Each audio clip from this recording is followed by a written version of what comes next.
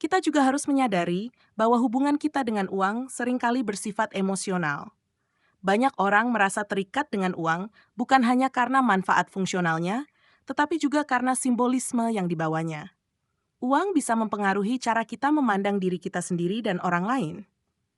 Dalam masyarakat yang sangat menekankan materi dan kesuksesan finansial, banyak orang merasa bahwa status mereka ditentukan oleh jumlah uang yang mereka miliki.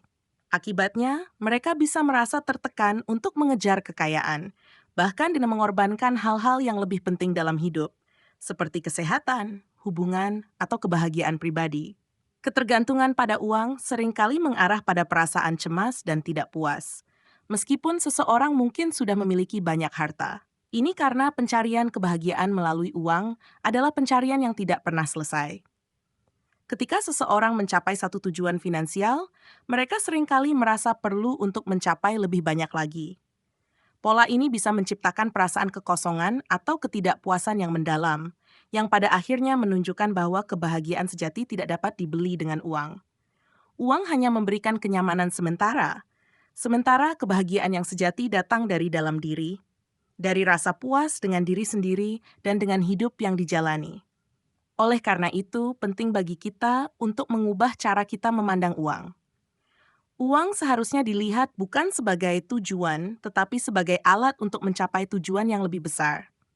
Sebagai contoh, uang bisa digunakan untuk memberi dampak positif dalam kehidupan orang lain, untuk mendukung keluarga, untuk berinvestasi dalam pendidikan atau keterampilan yang lebih baik, atau untuk memberi kontribusi pada dunia dalam cara yang berarti.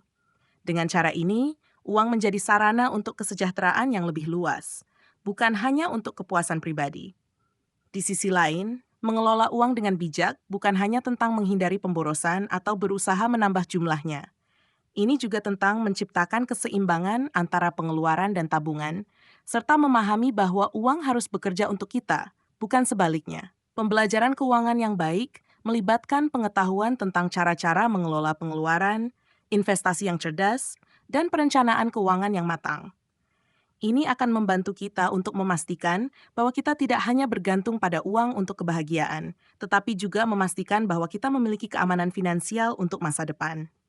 Salah satu cara untuk mencapai hubungan yang lebih sehat dengan uang adalah dengan mengembangkan pola pikir yang lebih positif tentang keberlimpahan. Alih-alih melihat uang sebagai sumber ketakutan atau kecemasan, kita bisa berfokus pada kekayaan yang sudah kita miliki, baik itu dalam bentuk kesehatan, hubungan yang baik, atau kesempatan untuk belajar dan berkembang. Keberlimpahan bukan hanya tentang jumlah uang yang kita miliki, tetapi tentang rasa syukur atas apa yang ada di sekitar kita, dan bagaimana kita bisa menggunakan sumber daya yang kita miliki untuk mencapai tujuan hidup yang lebih besar. Selain itu, dalam masyarakat yang terus berkembang ini, kita juga harus menyadari bahwa keberhasilan finansial seringkali berkaitan dengan peluang yang tersedia, pendidikan, dan akses terhadap sumber daya. Oleh karena itu, penting untuk menciptakan sistem yang adil dan inklusif yang memberi kesempatan yang lebih besar bagi semua orang untuk berkembang, tidak hanya mereka yang sudah memiliki keuntungan lebih. Ini mencakup mengedepankan pendidikan keuangan yang lebih baik, mempromosikan kesempatan yang setara, dan memberikan dukungan bagi mereka yang mungkin mengalami kesulitan dalam mencapai stabilitas finansial.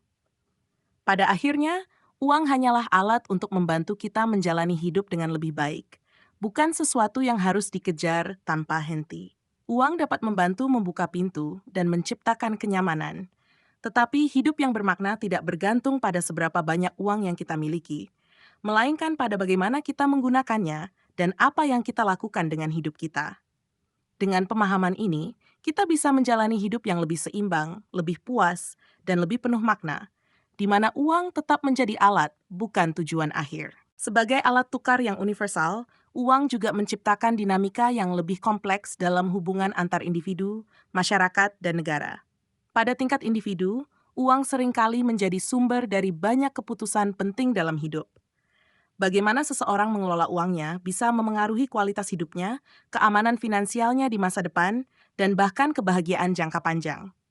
Dengan uang, kita dapat merencanakan masa depan, membeli rumah, mendidik anak, atau bahkan mendukung keluarga.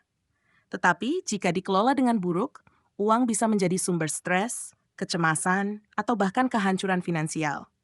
Di tingkat masyarakat dan negara, uang menjadi alat untuk mengatur perekonomian. Kebijakan moneter, seperti pengaturan suku bunga atau kebijakan fiskal, sangat bergantung pada aliran uang dalam suatu negara. Negara-negara juga memanfaatkan uang sebagai alat untuk mempengaruhi kebijakan ekonomi global melalui pengaturan nilai tukar mata uang atau cadangan devisa.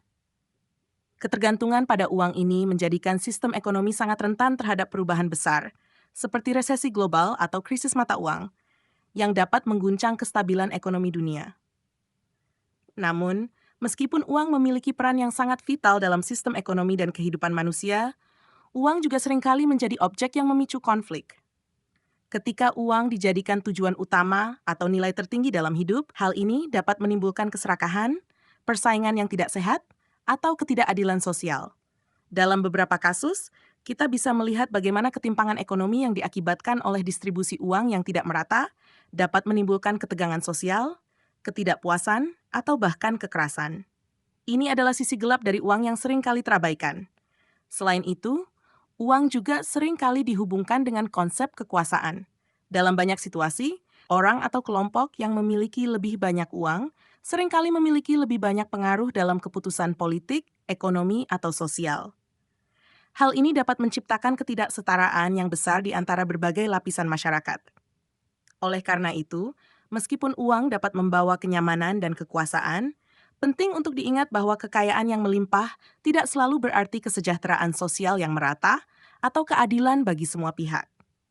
Pada tingkat pribadi, kita harus belajar untuk tidak membiarkan uang menjadi sumber kebahagiaan semata, tetapi lebih sebagai sarana untuk mencapai tujuan yang lebih besar dalam hidup. Hal ini termasuk nilai-nilai seperti memberikan, berbagi, dan memberi dampak positif pada dunia di sekitar kita. Uang yang digunakan untuk tujuan mulia, seperti mendukung pendidikan, kesehatan, atau membantu mereka yang kurang beruntung, jauh lebih bermanfaat daripada uang yang hanya digunakan untuk konsumsi pribadi atau pencapaian materi yang sementara. Sementara itu, teknologi juga telah mengubah cara kita memandang dan menggunakan uang. Kemajuan dalam pembayaran digital, kripto, dan dompet elektronik telah membawa uang ke dalam dunia virtual yang lebih mudah diakses dan lebih cepat digunakan. Namun di sisi lain, ini juga membuka pintu bagi tantangan baru, seperti keamanan data pribadi, regulasi yang lebih ketat, dan ketergantungan pada sistem teknologi yang bisa rusak atau rentan terhadap penipuan. Pada akhirnya, uang adalah alat yang dapat membawa dampak besar, baik positif maupun negatif. Oleh karena itu, penting bagi kita untuk bijak dalam mengelola dan memanfaatkannya. Uang seharusnya tidak menjadi pusat kehidupan kita, tetapi seharusnya menjadi sarana untuk mencapai tujuan yang lebih mulia, untuk meningkatkan kualitas hidup, untuk berbagi dengan orang lain, dan untuk menciptakan dunia yang lebih adil dan berkelanjutan. Sebagai penutup, mari kita ingat bahwa uang adalah refleksi dari kebutuhan manusia akan kenyamanan dan keamanan. Tetapi, yang lebih penting dari itu adalah bagaimana kita menggunakan uang untuk membangun kehidupan yang lebih bermakna, untuk memupuk hubungan yang sehat, dan untuk berkontribusi pada kebaikan bersama. Pada akhirnya, uang hanyalah alat. Apa yang kita lakukan dengan alat itu yang akan menentukan kualitas hidup kita. Uang adalah sebuah alat yang digunakan dalam transaksi untuk membeli barang dan jasa, serta untuk menyimpan nilai.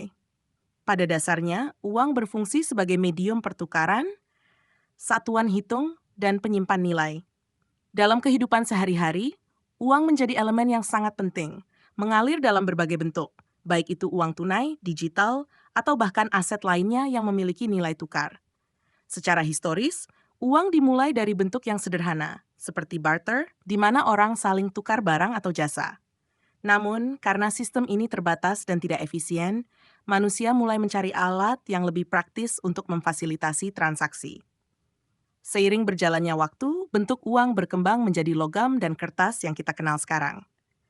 Dalam era modern, uang tidak hanya terbatas pada fisik, tetapi juga telah berkembang menjadi uang digital dan elektronik, seperti kartu kredit atau aplikasi pembayaran online.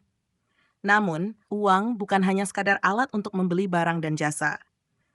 Uang memiliki pengaruh yang sangat besar dalam kehidupan sosial dan ekonomi. Ia adalah cerminan dari nilai dan kekayaan suatu negara atau individu. Sebagai satuan hitung, Uang memungkinkan kita untuk mengukur dan membandingkan nilai dari berbagai barang dan jasa secara sistematis. Dengan adanya uang, harga barang atau jasa menjadi standar yang bisa dipahami oleh semua orang, menjadikannya alat yang memudahkan pengambilan keputusan ekonomi. Lebih dari itu, uang juga memainkan peran penting dalam menyimpan nilai.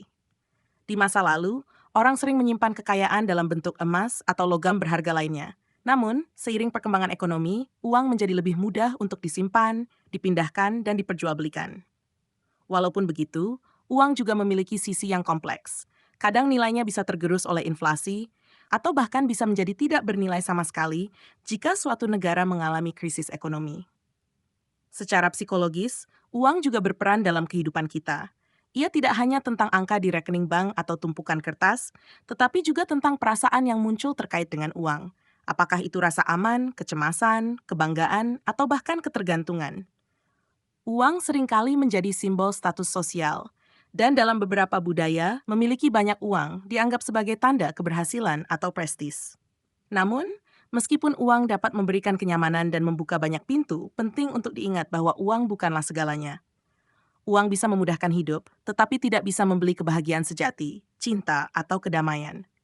Nilai sejati dalam hidup seringkali terletak tak pada hubungan antar manusia, pengalaman, dan rasa syukur yang kita rasakan, bukan sekadar angka di dompet atau rekening bank. Jadi, uang bukanlah tujuan akhir, tetapi hanya alat yang memungkinkan kita untuk menjalani kehidupan yang lebih baik. Sebagai manusia, kita perlu bijak dalam mengelola uang, mengetahui kapan harus menggunakannya dan kapan untuk melepaskannya. Uang harus menjadi alat untuk memudahkan hidup, bukan menjadi sesuatu yang menguasai kita.